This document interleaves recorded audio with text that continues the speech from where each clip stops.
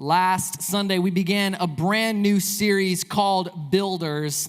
And this series has been something I've been looking forward to for a while, because last week we kind of laid the foundation, the foundational principle really for this entire series, which is this idea that any vision in your life, whether it's a vision for your family, whether it's a vision for your job, whether it's a vision for your finances or for your kids, any vision in your life is only as good as your willingness to build it. It's only as good as your willingness to pick up the tools, put your hands to the plow, and build what God has called you to build. And so we began by looking at the life of Nehemiah last week, Nehemiah chapters 1 and 2. And we're going to pick up the story today in the book of Nehemiah chapter 4, beginning in verse 15. If you have your Bibles, you can turn to Nehemiah chapter 4, and we're going to begin in verse 15. It says this, it says, "When our enemies heard that we were aware of their plot and that God had frustrated it, we all returned to the wall, each to our own work. From that day on, half of my men did the work, while the other half were equipped with spears, shields, bows, and armor. The officers posted themselves behind the people of Judah who were building the wall. Those who carried materials did their work with one hand and held a weapon with the other. And each of the builders wore his sword at his side as he worked." I want to preach a message this morning called Working with Weapons. Working with weapons. Have you ever kind of begun a project with a lot of motivation, a lot of intention, and then pretty quickly out of the gate, you find yourself set back by some unexpected challenge? Something you did not expect is suddenly slowing you down, keeping you from the thing that you were kind of working towards. Just a few weeks ago, I was really motivated on a Saturday to kind of like hit up a project at the house. And there had been something in our house that had been kind of bothering me for a while. And we had this white lamppost that was outside in front of our house next to our driveway. And just for a really long time, it just kind of gotten covered in like mildew, and it was kind of getting green, and there was like some algae growing at the bottom of it because it was like surrounded by plants. And so it had been bothering me for a while, and I thought, today's the day. I'm gonna pressure wash this thing. I'm gonna sand it down. I'm gonna give it a fresh coat of paint. It's gonna look fresh coming up. We actually had some guests coming to stay at our house, and I was like, it's gonna be just a great upgrade, a great change. And so I was gonna do this right. And so I got out there, and I had to get a ladder to kind of take the top part out that held the light bulbs and all of that, because I didn't want to break the glass when I was pressure washing it. So I got up there to take all the pieces off, to take kind of the globe off of it. And as I got up there, I got it off on the ladder, I got it down. And while I was there, I noticed that the lamppost was actually just ever so slightly off center, like it was leaning just a little bit. And you know, we've had two hurricanes, like we've had a lot going on, and so it was just kind of leaning just a little bit. And I'm up on the ladder, and I'm just gonna straighten that thing out just a little bit. And I barely touched this thing, and it snapped in half. I mean, it was like it was completely hollow. The whole light post just snapped in half. And I mean, it was clear, like it was there when we moved in, and all I can think is that thing had been in bad shape for a really long time, and someone kind of gave it the landlord special before we moved in, painted it white, covered it, it was good to go.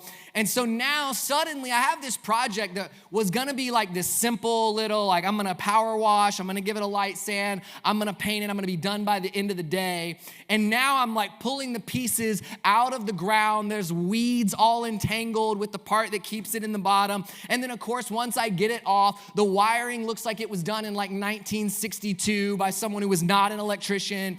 And so now, to this day, 3 weeks later, not only is there not a lamppost out in front of our house, we have no power to the front of our house on any lights, because they're all run on the same breaker, and the wiring to that lamppost was giving me issues. So now our garage lights don't come on, our front porch lights don't come on. And what began as just a simple task that I thought I was gonna be done with at the end of the day is now completely stalled. If anything, we have actually taken a step back. And you'll find in life that anytime you set out to do anything that advances the cause of God in your life, anything that moves you forward, anything that causes you to take ground, you will pretty quickly encounter unexpected setbacks. You will pretty quickly encounter things that you did not expect. And what we see here in this story of the life of Nehemiah is when we left off last week, things seemed like they were going great. In fact, we ended with the verse that simply says, so we began the good work. So Nehemiah and his builders began the good work. And now we pick up the story in chapter 4, and suddenly it says that they are like bearing arms, like they're still working, but they're carrying swords. They're still working, but they've got guards. They're still working, but they've got people posted behind them. And so the question is like, what happened between beginning the good work and now working with weapons? Like what happened in that in-between space where they started the work? And what we see in Nehemiah chapter 4 is that just like we so often face, as soon as they began the work, they were faced with unexpected challenges, unexpected setbacks, unexpected opposition. And for Nehemiah, the opposition that he experiences all throughout the building of this wall comes in the form of criticism. It comes in the form of criticism that is rooted in opposition. In fact, the building of the wall in the book of Nehemiah covers 6 chapters, and 2 full chapters are dedicated to the criticism that Nehemiah takes on as he's building the wall. So a third of the record that we have of Nehemiah building the wall is dedicated to criticism.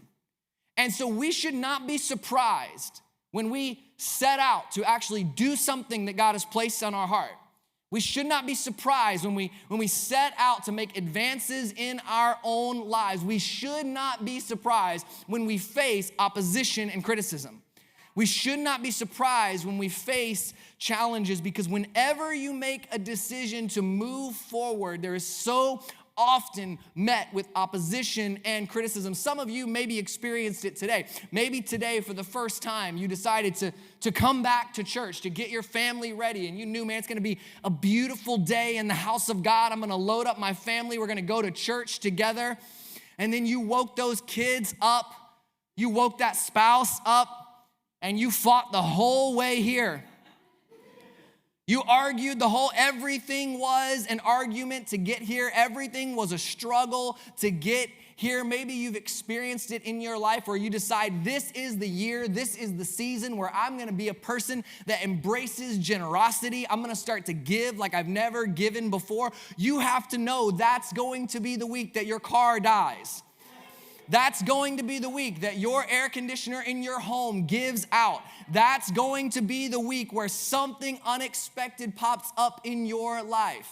I mean, goodness knows the week that you decide it's gonna be time for you to start eating healthy, you're gonna get invited to the Super Bowl party with the best, worst food you could possibly be faced with. Because the reality is that vision attracts opposition. Vision attracts criticism. And so if you want to live a life free of obstacles, if you want to live a life free of challenges, if you want to live a life free of criticism, then simply orient your life around making yourself comfortable. Build a comfortable life. Do enough spiritual things to feel better but not actually impact the lives of anybody else. Show up to church, don't engage in worship. Don't engage in prayer, don't have a prayer life, don't be generous, don't serve, don't step out in faith, because you can mark it, vision attracts criticism and opposition. Vision for your life will attract unexpected challenges, because vision is designed to bring change, and it's rooted in the future. And the University of London just a few years ago published a study that said that uncertainty causes more stress in our minds and bodies than guaranteed pain.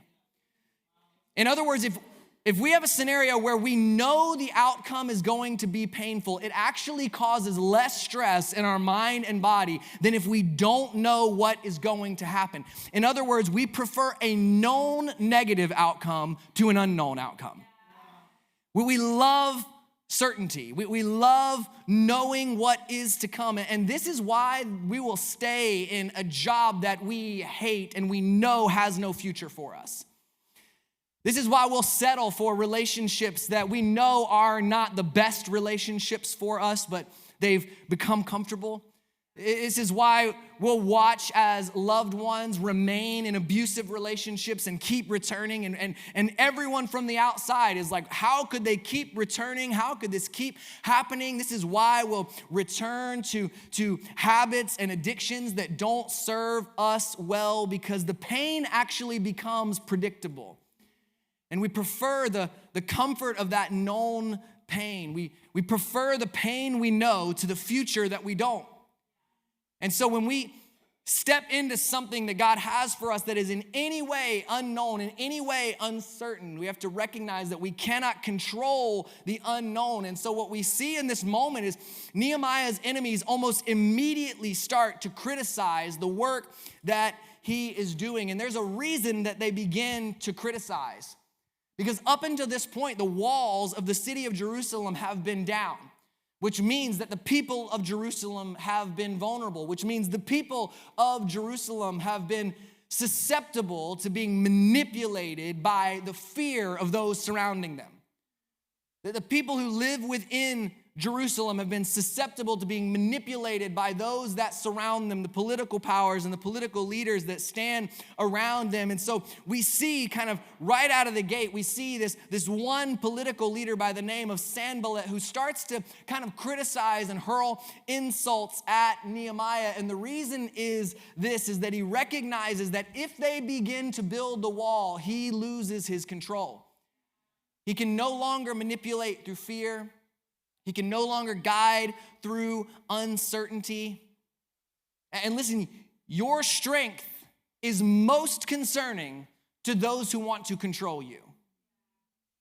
Your growth is most concerning to those who would rather you stay the same.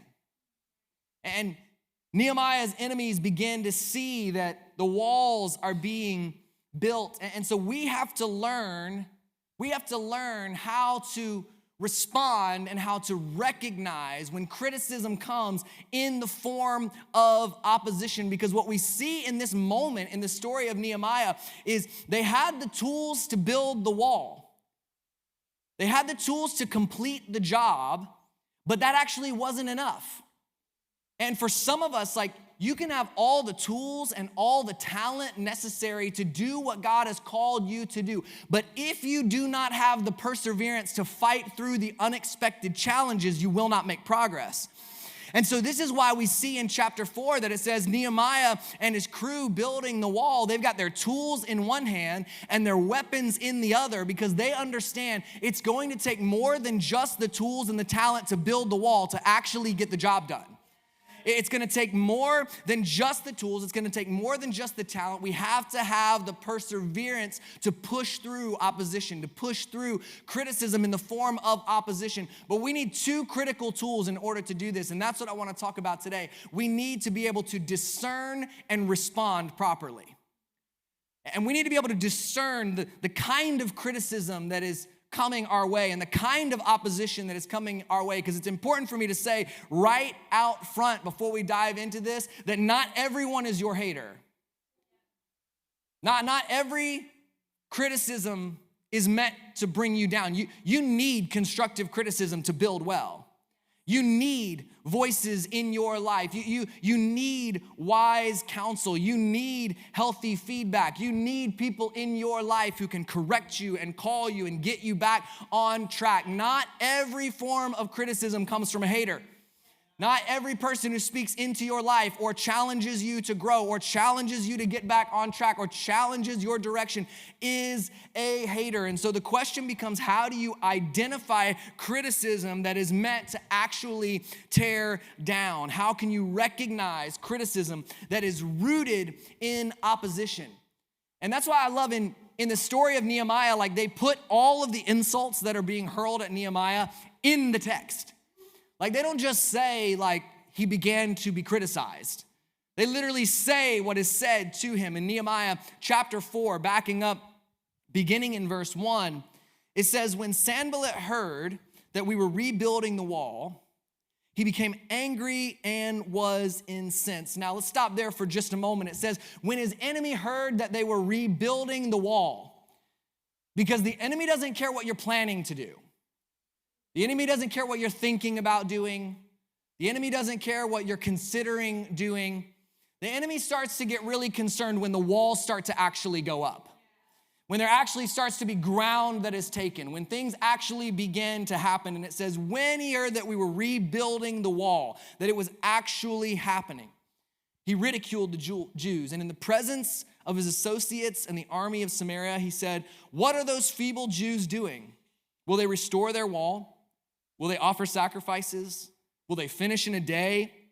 Can they bring the stones back to life from those heaps of rubble burned as they are? Tobiah, the Ammonite, who was at his side, said, what they are building, even a fox climbing up on it would break it down. Now, we see at the beginning of this story, it begins with this one kind of leader who's opposing them by the name of Sanballat, and then at the end, we see someone else joining him. By the end of chapter 4, there are these 4 guys who have kind of joined together to bring criticism towards the work that Nehemiah is doing, towards the building that he is bringing. And what you recognize geographically is that the places that they represent are north, south, east, and west around the city of Jerusalem. In other words, he's literally surrounded by criticism. He's literally surrounded by opposition. And these guys get together and they begin to talk, they begin to chatter. And we're taught from a very young age this phrase, sticks and stones break my bones, words, they never hurt me. And we quickly find out that that is not true. We quickly find out that words can tear down. Words can paralyze. Words can cause you to shrink back. Words can cause you to question. Words can cause you to take a different approach. Words can change everything about what you were intending to do. So it's imperative that we know how to discern. And I want to give you 5 characteristics of criticism that is rooted in opposition. And then I want to talk about how we respond. And the first thing is this, is that criticism rooted in opposition attacks your personhood and identity. It attacks your personhood and identity. Notice in verse 2, it says, he ridiculed the Jews, and in the presence of his associates and army, he said, what are those feeble Jews doing? He begins by insulting who they are. They're feeble Jews. They're weak people. He doesn't begin by attacking what they're doing. He begins by attacking who they are. He doesn't begin by attacking how they're going about it. He begins by attacking their personhood and their identity. And when you begin to build, the enemy will begin to try to convince you that the vision is not the problem, the plan is not the problem, the workers are not the problem, you are the problem. You are the issue. You are the problem. You can't have a healthy marriage. Look at your family history. Look at your past relationships. Look at the way things have gone in your life. I mean, you can't really rebuild this wall. You're too weak. You're not mentally strong enough. You're not healthy enough or prepared enough or spiritual enough. You are unqualified for the job. Even if the plan was good, even if the vision was good, even if the idea of rebuilt walls is good, you are not the person for the job. And we see this modeled even in the life of Jesus. Like Jesus lives on the earth for many years before he actually steps into the ministry that God would have for him. And what happens right before he begins his good work, as it were, right before he steps into the ministry that he has, we see him baptized by John the Baptist, and we see God the Father speaking identity over his life. This is my son, whom I love. In him I am well pleased. Because if you're going to set out to do a good work, you have to understand who you are.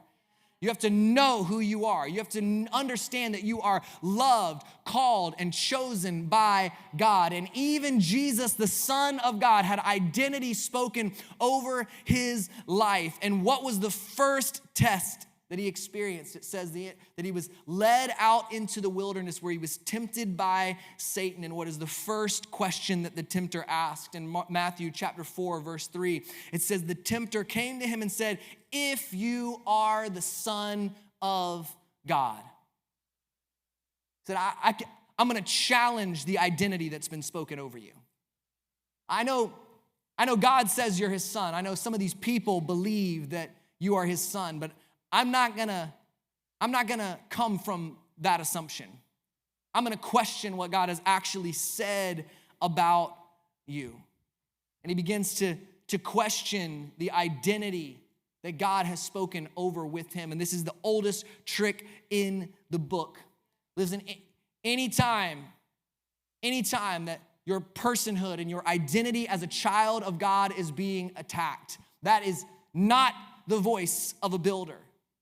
That is a voice of the enemy trying to tear down what God is trying to do through your life, trying to convince you to step back from what God is trying to do in your life. We have to understand that criticism rooted in opposition attacks your personhood and your identity. Secondly, it attacks your motives.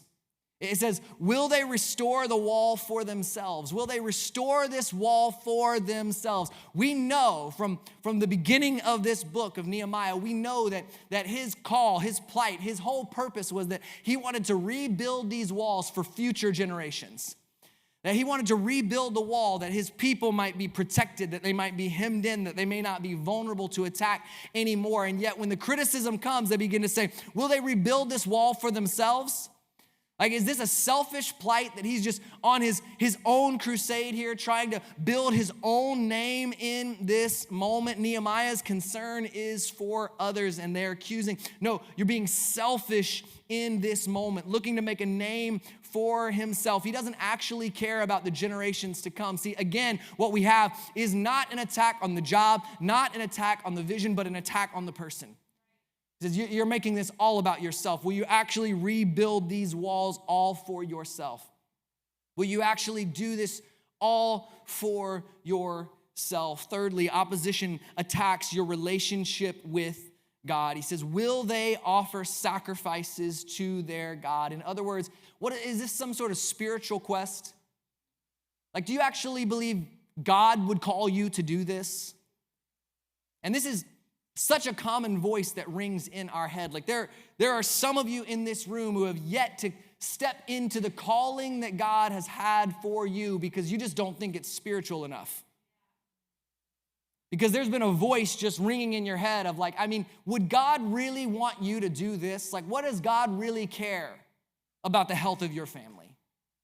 What does God really care about that business that you feel called to build and to lead? What does God really care about your generosity? What does God really care about your sexual identity? What does God really care about your children? It's just not spiritual enough to build. I think this is one of the most common attacks of the enemy that calls us off base, is just to believe, hey, this is not spiritual enough.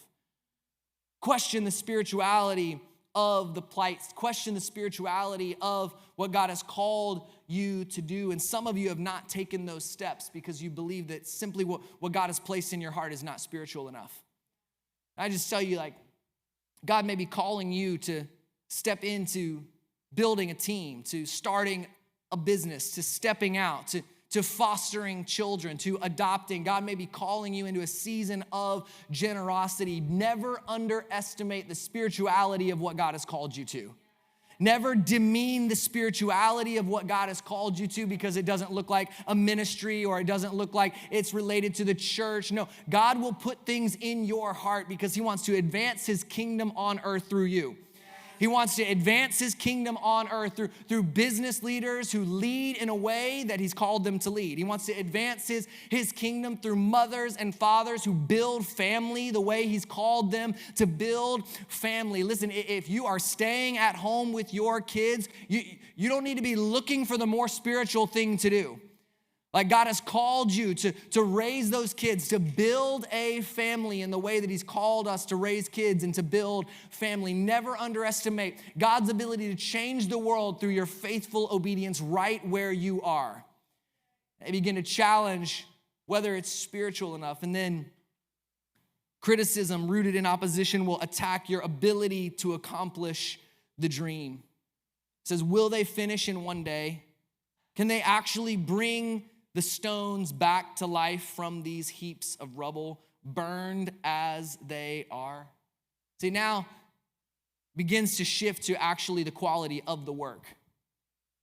It's kind of this idea like, okay, if you're actually going to continue to move forward, if you're actually going to continue to build, if you're actually going to accomplish what God has called you to do, you at least need to know that it's not good enough. Like you at least need to know that whatever you're building is not good quality, it's not excellent, it's not anything anybody would want to be involved in. You just need to know that it is not any good. And this is why, by the way, that I believe one of the most necessary tools that we as followers of Jesus need to engage in is simply the gift of encouragement.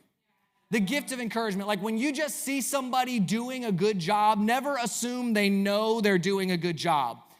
Like never just assume that like moms and dads who got your kids here anywhere in the realm of on time this morning, congratulations, you did a great job this morning. Like if you just showed up this morning and you engaged in worship and you don't even feel that great and you barely made it in the door, congratulations, you did a great thing this morning. Like, we just need to be people that encourage people for things that sometimes we don't even think are worthy of encouragement. Like, you're doing a great job in your life. You're doing a great job in school. You're doing a great job in business. We need to be people that are encouragers because, trust me, there are plenty of voices ready to tear down, many of them in our own heads. There are plenty of voices willing to bring us down. We need to be voices that are willing to lift others up.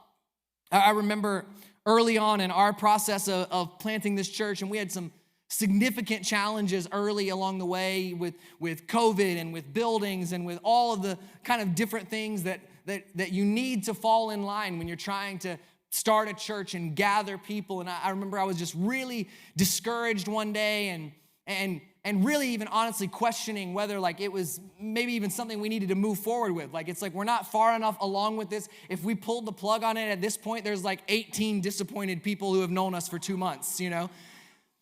And so we're like, maybe this is it. Like maybe this isn't even the right step for us to take. Maybe this isn't even the right path for us. And I was on the phone with our pastor, Andrew Gard, who many of you have heard of. He's going to be speaking here in a couple weeks. We're really excited about that. But I was on the phone with him and I was just kind of like laying out my case because, you know, it's nice to like lay out your case to somebody that you hope will just like pat you on the back and be like, oh yeah, you have it terrible. This is awful. You know, as though the rest of the world was not going through COVID, as though the rest of the world was not walking through any issues. And I kind of laid out my case for a while. I laid out my thoughts. I laid out where we were at. And I'd never forget, like I was hoping for at least like a few sentences of sympathy. Like just a few sentences of like, yeah, you know, wow, pray about it, you know. Maybe you are, this sounds really tough. This sounds really difficult. You know, some sense of just identifying with the pain. And I laid out all that we were walking through. We couldn't find a building. We couldn't gather people. We couldn't this, we couldn't that. And I stopped and Andrew just said, did you think you were going to move there and the enemy was just going to hand you a city? Like, did you think you were just going to walk in and doors were just going to open, all like everything was going to turn out exactly how you expected? You're there to take ground. And by definition, you're taking ground from someone or something.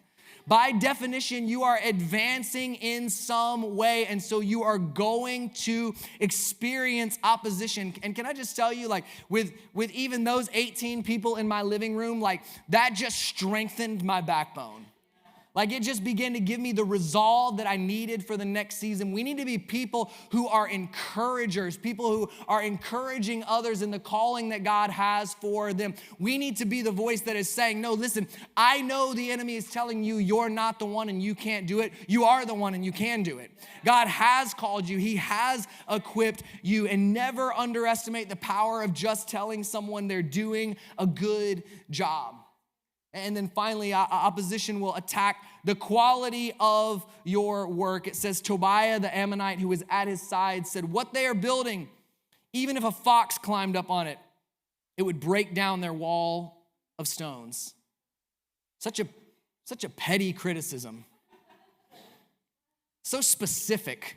Like, I love how specific it is. I love that the Bible doesn't say, like, they attacked the quality of their work. It says, no. He said, if a fox climbed up on this wall, it would break down their wall of rubble. And something significant actually happens after this moment that we don't really have time to get deeply into, but it says that the people who were building the wall begin to say, our strength is failing. We can't do it. They begin to tell Nehemiah, like, look, I don't think we can do it. I don't think we can press on. I don't think we're the ones to build it. Thanks for calling on us. Thanks for thinking of us. Thanks for believing in us. But our strength is failing in this moment. And I don't think it's any coincidence that after this barrage of insults, after this barrage of criticism, that suddenly the builders begin to say, look, I don't know if we can do it. I don't know if we have what it takes within us. And can I just tell you, for some of you, the loudest, most effective voice of criticism that you face will be the one that is internal. It'll be the one that rings in your mind. It'll be the things that you would never speak out loud to someone else, but they reverberate in your head over and over and over. And here's the reality of when you face criticism is that internal insecurity amplifies external criticism. Internal insecurity amplifies external criticism. When you start to hear insults towards you, when you start to receive criticism, when you start to receive opposition, when you're already thinking it inside, it amplifies what's being said. When you already believe you're not good enough, when you already believe you're not called, when you already believe you're not equipped, when you already believe you don't have the tools or the resources to do what God has called you to do, and someone else comes along and says it. And this is why we got to get our mindsets right when it comes to what God has called us to do. We got to get our thought life right when it comes to what God has called us to do, because our internal criticism will often be the loudest voice. And that's why we have to not only be willing or able to discern when criticism is rooted in opposition, but we have to understand how to respond. Because we cannot control what comes at us, but we can control how we respond to it. We cannot control what is said, but we can control how we respond. And I love Nehemiah's response to this criticism. In chapter 4, beginning in verse 4, the barrage of criticism, and then Nehemiah says, "Hear us, O God, for we are despised." Before we move to verse 5, I just want to say, in the New Testament, Jesus will come along and he will say, "Turn the other cheek," which is beautiful. But that has not been said yet. And Nehemiah's response much more mirrors what I would want to say in this moment. Because Nehemiah says, "Turn their insults back on their own heads. Give them over as plunder in a land of captivity. Do not cover up their guilt or blot out their sins from your sight, for they have thrown insults in the face of the builders." I love Nehemiah as a leader right here, because he's like, you have thrown insults in the face of my builders. Turn it back on you. Come back on you. If you're going to be a builder, you have to understand that you're going to have some insults thrown in your face. If you're going to step out and do something, you have to understand that it's going to happen. But here's the reality of Nehemiah's response. Where does he take those comments? To God. He says, "Hear us, O God." Like so often, we would take those very words and turn them towards our accuser. We would take those very words and we would spew them at the one who is coming at us. But he says, "Hear us, O God." See, the first thing we have to do in our response, we have to rely on God. We have to turn to God. He prays first. And do you see a pattern in the life of Nehemiah? Like when Nehemiah is brokenhearted over the condition of his city, he prays.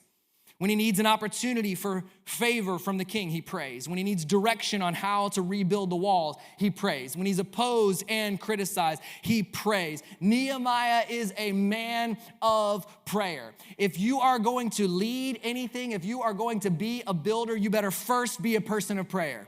You better first be a person who says, when I face obstacles, when I face questions, when I face good times, when I face uncertainty, when I need favor, when I need the hand of God, when I need direction, my first response is that I am going to be a man of prayer.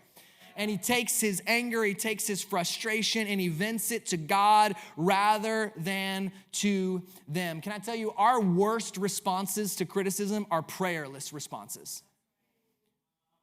Our worst responses in life are prayerless responses. He relies on God. He doesn't begin by returning insult for insult. He doesn't begin by building his case. He simply turns to God and he says, hear us, O God. We have to first rely on God. Secondly, we have to reinforce our weaknesses. Verse 9, Nehemiah says, but we prayed to our God and posted a guard day and night to meet the threat. Nehemiah prayed and posted. He prayed to God and posted a guard. I love Nehemiah chapter 4 because what we see more than anything throughout this chapter is that Nehemiah was both spiritual and practical. That Nehemiah both prayed and posted people. And there are some of us in this room that we could stand to be a little more spiritual in our approach. We've got the practical down, we've got the planning down, we've got the details down. We could stand to be a little more spiritual, and there are some of us that we have the praying down, we have the believing down, we have the faith down, and we could stand to be a little more practical.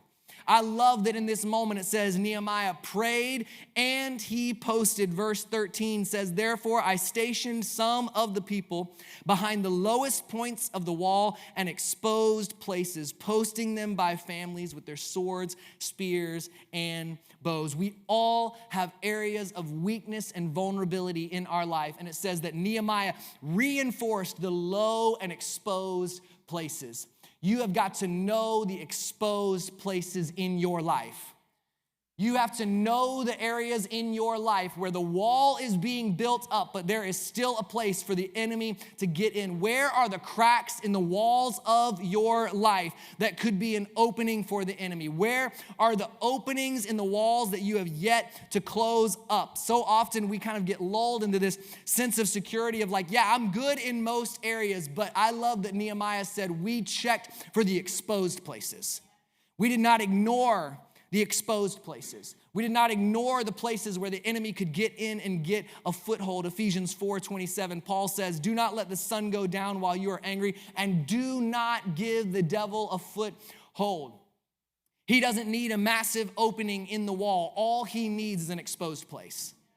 All he needs is a low place, and it says Nehemiah posted guards in the exposed places and the low places. So we're going to rely on God. We're going to reinforce our weaknesses, and then we're going to remember who called you. Remember who called you. I'm going to invite the team to come up. Nehemiah 4 verse 14, he says, after I looked things over, I stood up and said to the nobles, the officials, and the rest of the people, don't be afraid of them. Remember the Lord who is great and awesome. Fight for your families, your sons, your daughters, your wives, and your homes. What a leader. It says he surveyed what was going on. He looked things over. He didn't turn a blind eye. He assessed the situation, and he didn't say, hey, everybody, don't worry, I'm here. He didn't say, don't worry, I'm going to get us through this. Don't worry, you've got a banging leader in Nehemiah here. He didn't say, don't worry, you've seen the plan is infallible. He said, don't worry, looked things over, and says, remember the Lord. Remember the Lord. And he's talking in this moment to the children of Israel. And when he says, remember the Lord, they understand from generations of knowing scripture that remember the Lord doesn't just mean oh, don't forget about God. Like he's kind of there, he's kind of in your story. Don't forget about God. They know when they hear remember the Lord, what Nehemiah is saying is remember the one who faithfully guided you through the wilderness. Remember the Lord who gave you the cloud by day and the fire by night. Remember the Lord who brought manna in the wilderness. Remember the Lord who parted the Red Sea so that you could walk through on dry land. Remember the one who has been faithful time and time and time again, because he will be faithful now. He will be faithful in this moment. He says, remember the Lord. And so often I think we lose our perseverance. We lose our fight when we think we're in it alone. When we forget the one who called us. And finally, we're going to refuse to quit. See, what you notice about this moment of Nehemiah is it says they're hurling insults at him. He turns to God. He calls to his people. And then verse 6 says, so we rebuilt the wall till all of it reached half its height, for the people worked with all their heart. So you might be wondering, like, what did he say to Sanballat? What did he say to Nehemiah? What did he say to the critics? Nothing. He turned to God. He turned to his people, and he got back to work. He refused to quit. He doesn't explain or convince. He gets back to work. Because your best response will never convince your worst critics.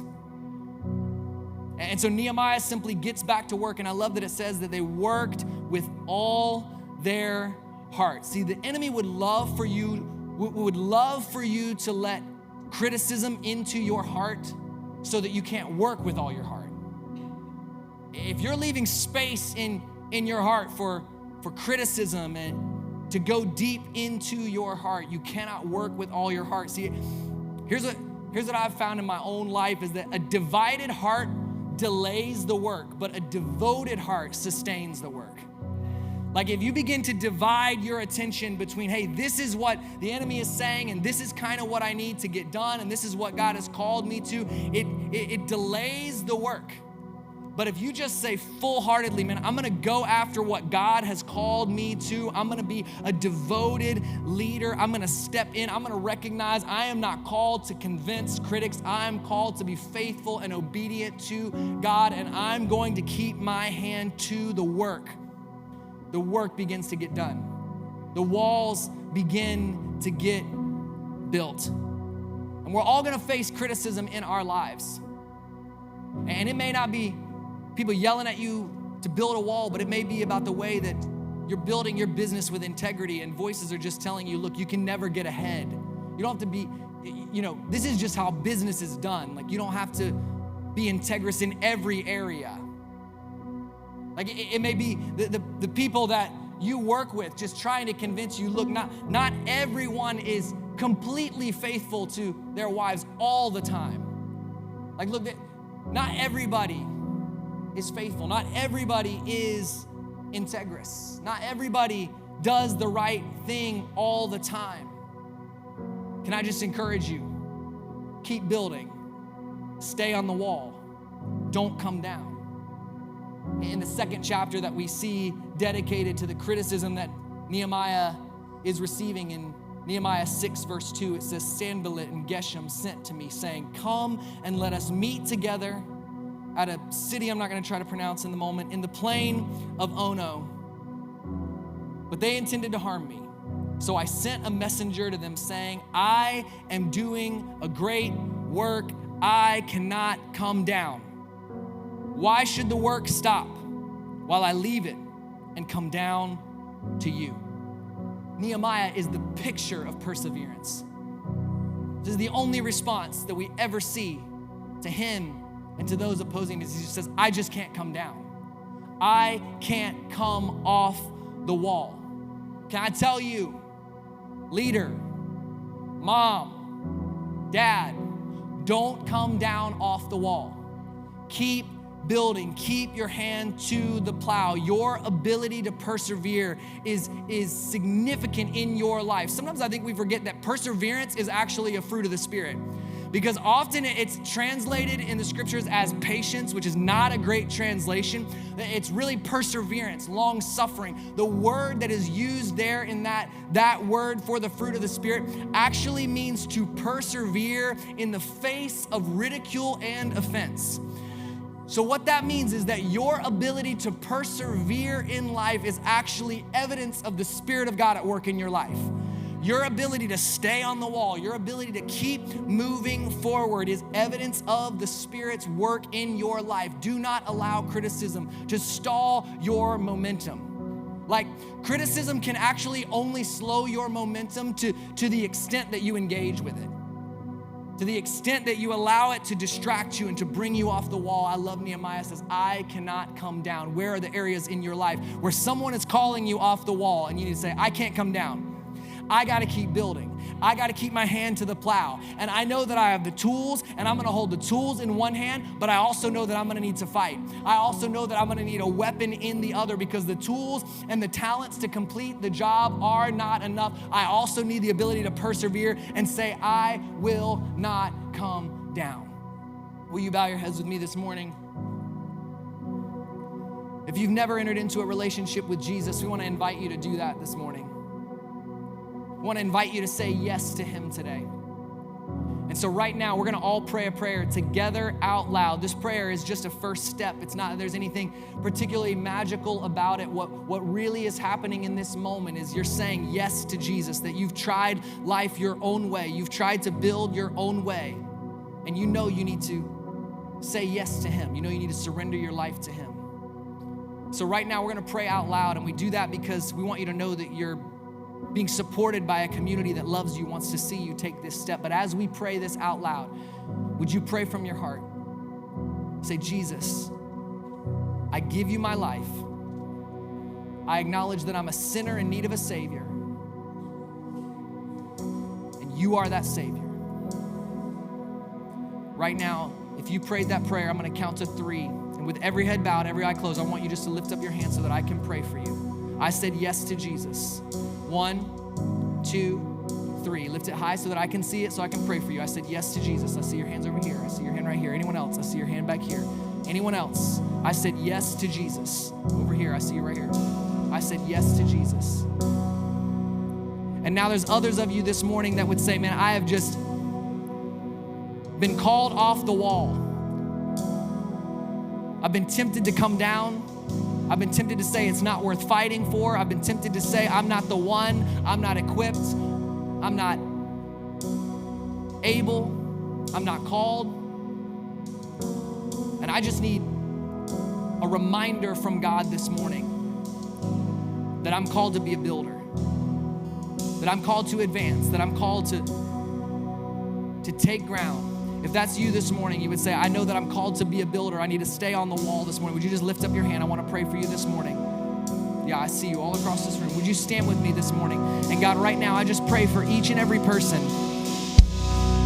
God, that surrendered their life to you, that said they want to give themselves fully to you. Right now, I pray that you would just, God, be near to them in this moment, that they would feel your presence like never before in this moment. And God, I pray for those of us, God, that would say we are called to be builders. God, give us the strength, give us the courage to not come down from what you've called us to. Give us the strength and give us the courage to face opposition and criticism and not come down the wall and get in the mud, but God, to rely on you, to reinforce our weaknesses, to remember that you called us, and to return to building because we know that you are faithful.